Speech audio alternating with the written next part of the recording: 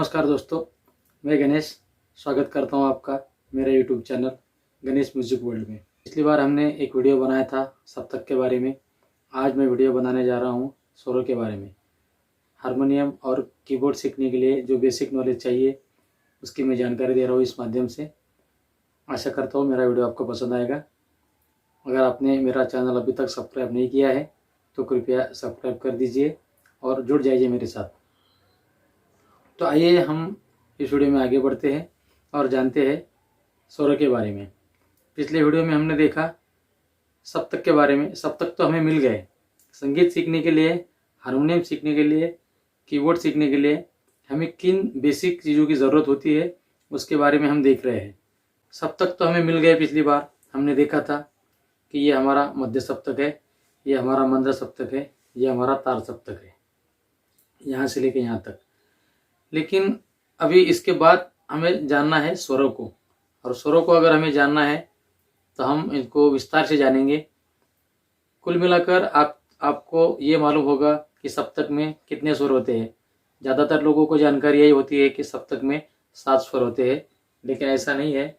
सप्तक में कुल मिलाकर 12 स्वर होते हैं।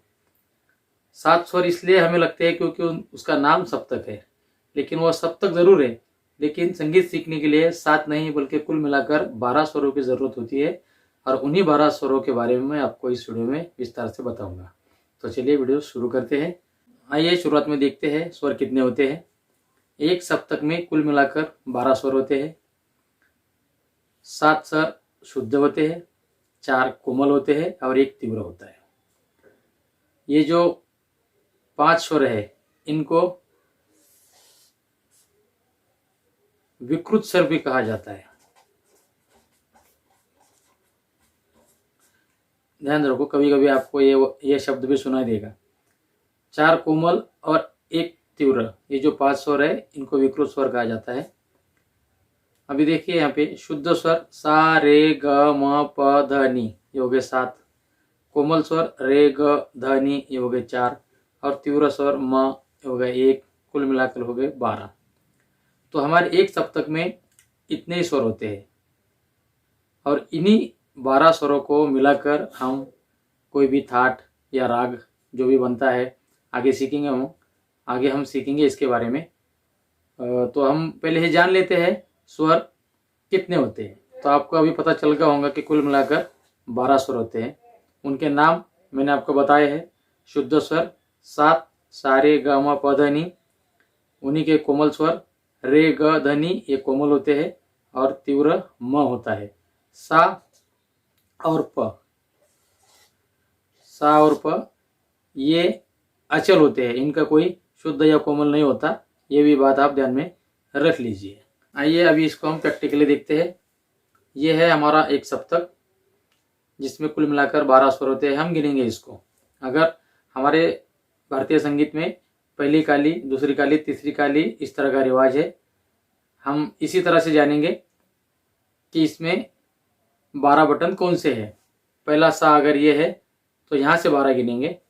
1 2 3 4 5 6 7 8 9 10 11 और 12। पहली काली से यहाँ तक 12 बटन होते हैं। तो ये हो गया हमारा एक सप्तक। दूसरा तरीका ये भी है कि हम अगर इस सफेद की को सा मानते हैं तो यहाँ से लेके कहाँ तक 12 होते हैं ये देखेंगे हम। 1 2 3 4 5 6 7 8 9 10 11 12। तो ये हमारा एक सप्तक हो जाएगा। और पहली काली अगर पकड़ेंगे तो यहाँ तक एक सप्तक हो जाएगा। ठीक है। तो पहली काली, दूसरी काली, तीसरी काली, यही रिवाज है। यही हमें ज़्यादातर देखने को मिलेगा आगे। तो हमने अभी देख लिया, हमको 12 स्वर मिल गए यहाँ पे। सा रे ग म प ध नी। बजा के दिखाता हूँ मैं।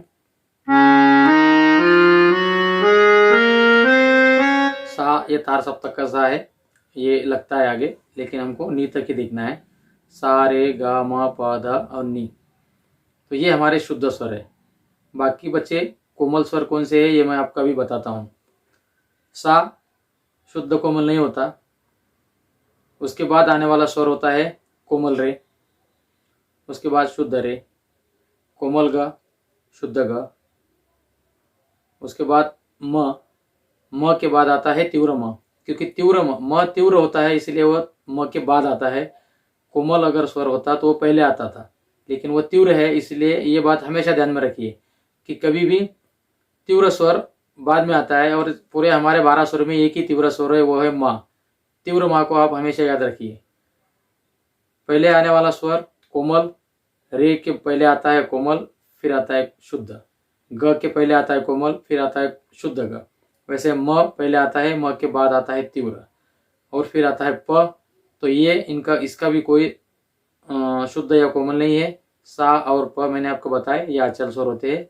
उसके बाद आता है हमारा ये प हो गया। प के बाद आता है ध कोमल, कोमल ध, शुद्ध ध, कोमल नी और शुद्ध नी। बस यही 12 स्वर है और इन्हीं स्वरों को हमें जानना है। इन्हीं स्वर के माध्यम से हम कोई भी गीत, कोई भी रचना या फिर कोई भी जो भी हमें बजाना है आगे नोटेशन में हमें यही स्वर मिलेंगे, इन्हीं को हमें पहचानना है। अब इनको कैसे पहचानेंगे, इनके क्या चिन्ह होते हैं, ये भी मैं आपको समझाता हूँ। आप ध्यान से सुनिए और देखिए इस वीडियो को। ये देखिए स्वर की पहचान हम कैसे कर सकते हैं। पहले जानते हैं स्वरों का क्रम। स्वर के क्रम में देखिए हमको 1 2 3 4 5 6 7 8 9 10 11 12 मैंने यहाँ लिख दिए है। सा रे रे ग ग म म, फिर प ध ध नी नी। ठीक है, यही क्रम रहेगा हमेशा के लिए। आगे जब भी जितना भी हम संगीत सीखेंगे, कहीं भी सीखेंगे, आप किससे भी सीखेंगे तो भी क्रम यही रहेगा। ये क्रम कभी नहीं बदलेगा। सा रे रे ग ग म म, प ध ध नी नी। कोमल स्वरों को पहचानने का तरीका यह है, उसके नीचे एक ऐसी लाइन होती है। तो हमारे पास 4 कोमल है, हमने सीखे हैं। तो रे ग ध और नी कोमल। एक तीव्र स्वर है जो कि म है, तो वो म के शुद्ध म के बाद आता है। तो ये है हमारा म। इसको पहचानने का तरीका ये है कि इसके ऊपर एक खड़ी लाइन मिलेगी, आपको हमेशा मिलेगी। कहीं भी जितना भी नोटेशन आपको मिलेगा आगे कोई भी गीत का, उसमें हमें अगर तीव्र म दिखाना है तो हम इस तरह से दिखाते हैं, कोमल स्वर को दिखाना है तो हम इस तरह से दिखाते हैं, और शुद्ध स्वर जो होता है वो उसके आगे नीचे कोई लाइन नहीं होती या ऊपर भी खड़ी लाइन नहीं होती, वो इस तरह से होते हैं। और अगर हमें सप्तक के बारे में, अगर सप्तक में इनकी पहचान करनी है तो तरीका ये है कि मंद्र सप्तक जो आता है, मंद्र सप्तक में सभी स्वरों के नीचे एक काली बिंदी होती है। मध्य सप्तक के स्वर के नीचे या ऊपर कोई बिंदी नहीं होती, और तार सप्तक के स्वर के ऊपर एक काली बिंदी होती है, और तार सप्तक के स्वर के ऊपर एक बिंदी होती है। इस तरह से हम दर्शा सकते हैं किसी भी स्वर को। और ये चार्ट आप देख लीजिए, या तो आप इसका स्क्रीनशॉट निकाल के रखिए या फिर आपके नोटबुक में लिख लीजिए। स्वरों का क्रम लिख लीजिए। 12 स्वर। मंद्र सप्तक में नीचे बिंदी, मध्य सप्तक में कोई बिंदी नहीं, तार सप्तक में ऊपर बिंदी, कोमल स्वरों के नीचे एक लाइन और तीव्र स्वर के ऊपर एक खड़ी लाइन। ये इनकी पहचान है और इसकी दूसरी कोई पहचान नहीं है। कोई भी नोटेशन या कोई भी गीत आपको अगर बजाना है, समझना है उसको, तो इसी तरह से हम समझ सकते हैं। आपने अगर कोई किताब में अगर कोई नोटेशन की बुक भी लेके आएंगे तो उस नोटेशन के बुक में आपको ऐसा ही मिलेगा।